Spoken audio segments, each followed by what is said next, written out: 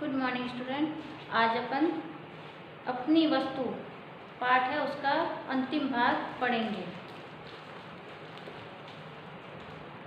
तुम लोग भूमि के इस छोटे से टुकड़े के लिए झगड़ा करके अपने अनमोल जीवन को नष्ट करने पर क्यों तुले हुए हो।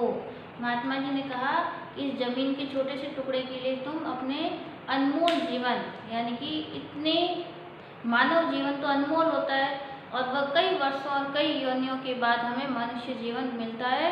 कहा जाता है कि 84 योनि, यानी 84 योनि के बाद, यानी 84 के योनियों के पश्चात हमें मानव जीवन मिलता है, तो वह हमारे लिए अनमोल होता है। उसका प्रत्येक क्षण अनमोल होता है, उसका हमें सही और सटीक उपयोग करना चाहिए।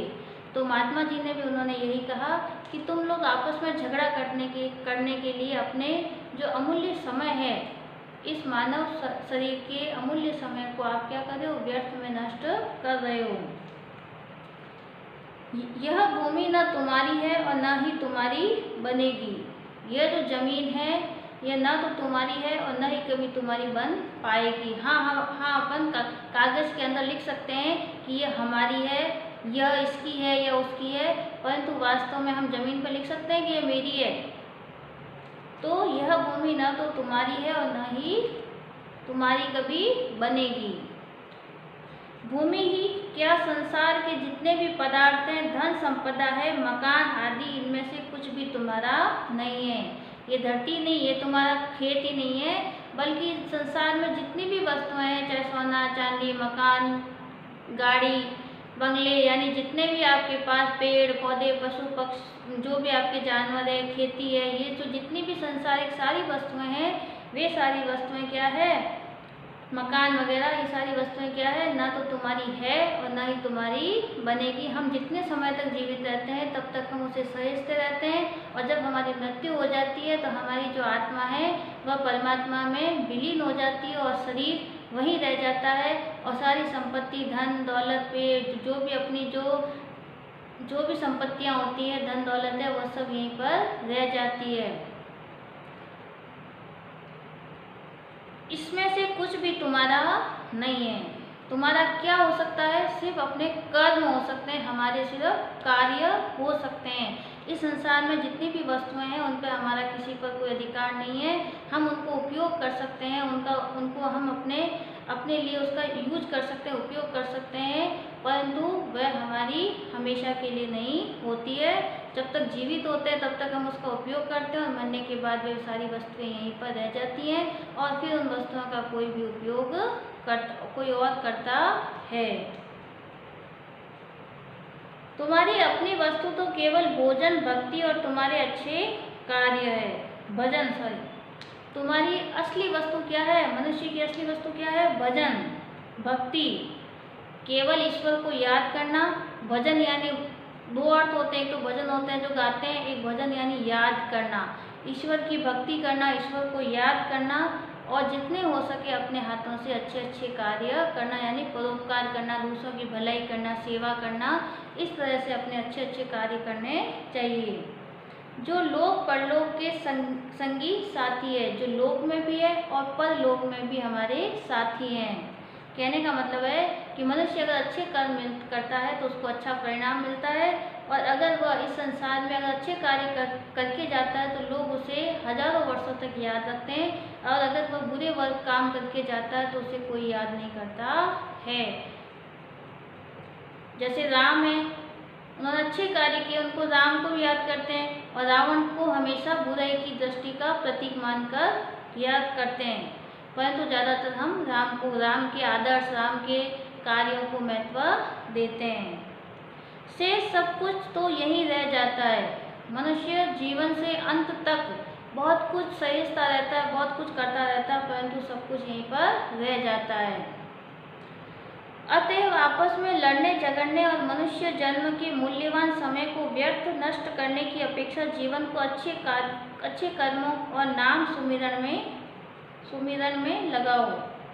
तो अतएव महात्मा जी ने कहा कि इसलिए आपस में लड़ने झगड़ने, किसी भूमि के लिए, वस्तु के लिए, स्थान के लिए आपस में झगड़ने से अच्छा है कि मनुष्य जन्म बहुत मूल्यवान है, हर दिन बीतता है और उसका जीवन का जीवन क्या होता है, छोटा होता जाता है। तो जीवन मूल्यवान है और समय को व्यर्थ नष्ट मत करो। समय को व्यर्थ में नष्ट करने की अपेक्षा जीवन को किसमें करना चाहिए, अच्छे कर्मों में लगाना चाहिए, यानी लोगों की सेवा में, मदद में, अच्छे कार्यों में, पशु पक्षियों, दीन दुखियों की सहायता, सेवा करने में लगाना चाहिए। और नाम सुमिरन, ईश्वर को याद करना चाहिए, ईश्वर की भक्ति, आराधना, साधना करनी चाहिए, ताकि तुम्हारा लोक परलोक संवर सके, ताकि तुम्हारी मृत्यु हो जाए तो यहाँ के लोग भी याद करें और मरने के बाद परलोक में जाओ, यानी स्वर्ग में या कहीं ईश्वर के पास जब जाओ तब भी वहाँ पे तुम्हें सम्मानित मौका मिले। दोनों ने महात्मा जी के चरणों में गिरकर अपनी भूल के लिए क्षमा मांगी। उस दिन से सबके साथ प्रेम का व्यवहार करते हुए, अपने समय को भजन भक्ति में लगाते हुए अपना जन्म सफल करने लगे। उसके बाद दोनों भाई क्या करने लगे, सबके साथ प्रेम से व्यवहार करना, भजन भक्ति करना और साथ में सभी की सेवा करके अपना जीवन को सफल व सार्थक बना रहे थे। अब अपन इस चैप्टर के क्वेश्चन आंसर तो अपने कंप्लीट हुए हैं। अब अपन ऐसे करेंगे, इसका जो व्याकरण का जो फर्स्ट चैप्टर है संज्ञा दी हुई है ना, इस संज्ञा जो चैप्टर है इसको अपन पढ़ेंगे और इससे संबंधित अपन क्वेश्चन आंसर करेंगे। पहले इसको पढ़ाऊंगी मैं और फिर अपन इसको करेंगे। संज्ञा किसी प्राणी, वस्तु, स्थान या भाव के नाम को संज्ञा कहते हैं। किसे कहते हैं, किसी व्यक्ति, वस्तु, स्थान या भाव के नाम को संज्ञा कहते हैं। तो यहाँ व्यक्ति की जगह लिखा हुआ है प्राणी यानी जीवित। तो यहाँ पर सबसे पहले संज्ञा की परिभाषा दी हुई है, तो यहाँ लिखा हुआ है किसी प्राणी, वस्तु, स्थान, किसी प्राणी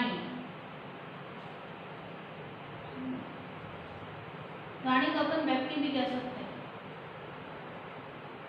प्राणी में सभी आ जाते हैं, पशु पक्षी जीव जंतु जितने भी जीवित है वो सारे प्राणी में आ सकते हैं।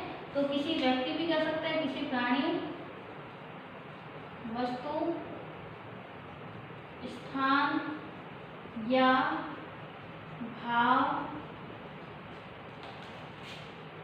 भाव के आगे यहाँ पे ये लिखी गई है, नाम को संज्ञा कहते हैं। तो किसी प्राणी, वस्तु, स्थान या भाव के नाम को संज्ञा कहते हैं। अगर आप 3-4 बार बोलेंगे ना तो आपको पक्की याद हो जाएगी, प्राणी, वस्तु, स्थान और भाव, या व्यक्ति, वस्तु, स्थान या भाव, ये 4 शब्द याद करने। और फिर इसके अंतर्गत आपकी बुक में बताया गया है प्राणी, फिर है वस्तु, फिर है स्थान और फिर है भाव। अब देखो प्राणी में कुछ भी हो सकता है, जैसे रमेश, किसी भी व्यक्ति का नाम दिया हुआ है। तो यहाँ पे दिया हुआ है मोहन, हाथी, मनुष्य, स्त्री, घोड़ा। तो रमेश, मोहन, हाथी, मनुष्य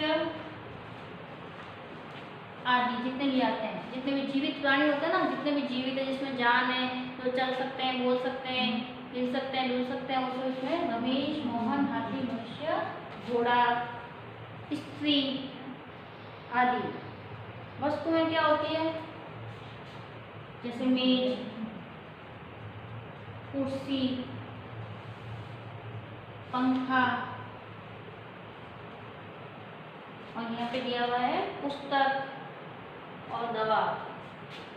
पुस्तक को क्या कहते हैं, किताब, बुक भी कहते हैं। पुस्तक, पेन, कुछ भी, या पेंसिल, जो भी वस्तु होती है वो सब उसमें आ जाती है। फिर है स्थान में तो कुछ भी हो सकता है, जैसे आपका विद्यालय, जयपुर, गांव,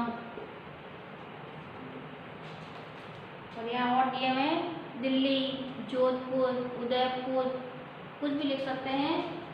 बगीचा भी क्या है, स्थान है।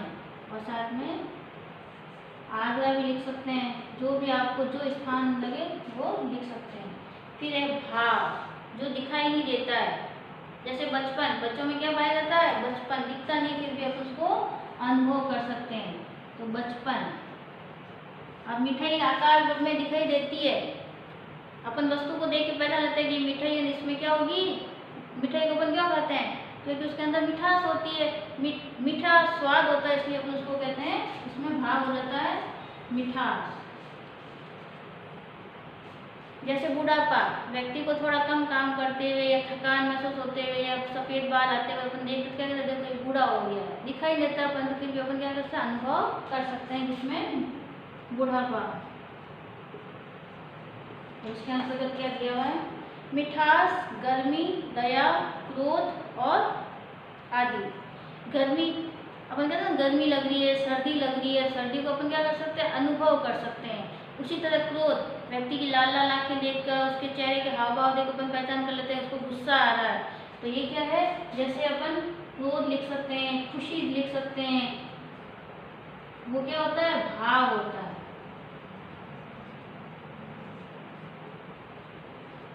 गर्मी आदि, जितने भी जो आगे जो भी शब्द आते हैं।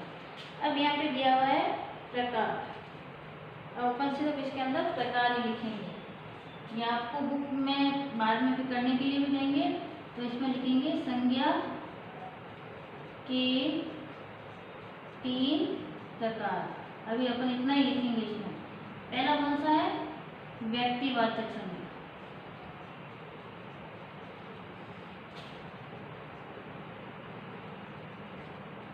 दूसरा कौन सा होता है, जातिवाचक।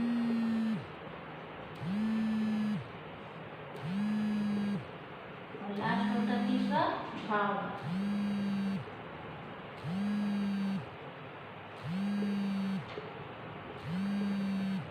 ये तीनों है। अब अपन इसके बारे में जो विस्तार से है ना वो अगले भाग में पढ़ेंगे, परंतु अभी आपको क्या करना है इसके अंतर्गत, एक तो आपको फर्स्ट प्रश्न करना है। ये जो पहला प्रश्न है, संज्ञा किसे कहते हैं,